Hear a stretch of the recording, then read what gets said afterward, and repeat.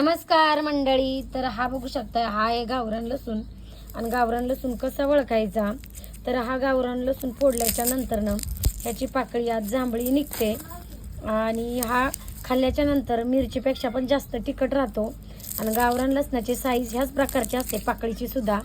तर माझं आणि कारभाराचं झाले लसूण नीट करून.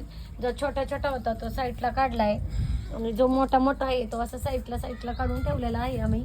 आणि याची पॅकिंग करणार आहे, आता उद्या पॅकिंग करणार आहे. तर तुम्ही पण पटपट ऑर्डर करा मंडळी. तर हा गावरान लसूण आहे, प्युअर गावरान लसूण आहे. कुठल्याही प्रकारची तुमची फसवणूक केली जाणार नाही. लवकर ऑर्डर करायची आहे, ज्यांची ऑर्डर कन्फर्म आहे. आणि गावरान लसणाचं महत्त्व सांगते. गावरान लसूण कसा ओळखायचा, तर गावरान लसूण खाल्ल्याच्या नंतर भयानक तिखट राहतो आणि ह्याची कुडी ह्या साईजची असते. हॅब्रेट लसणासारखी याची कुडी खूप मोठी नसते. आता हे ऑन कॅमेरा मी प्रत्येक गोष्टी तुम्हाला प्रत्येक वेळेस सांगत असते.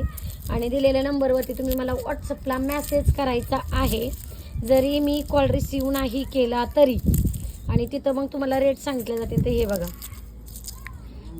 आणि कृपया नोंद घ्यावी. या गावरान लसणाची पाकळी बारीकच असते आणि गावरान लसूण पूर्ण सोलायचा नसतो, असाच वाटणामध्ये घालायचा असतो, नुसती कुडी फोडून.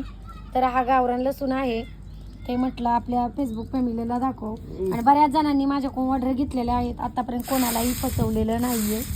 तर हा जांभळ्या रंगाचा लसूण असतोय. तर चला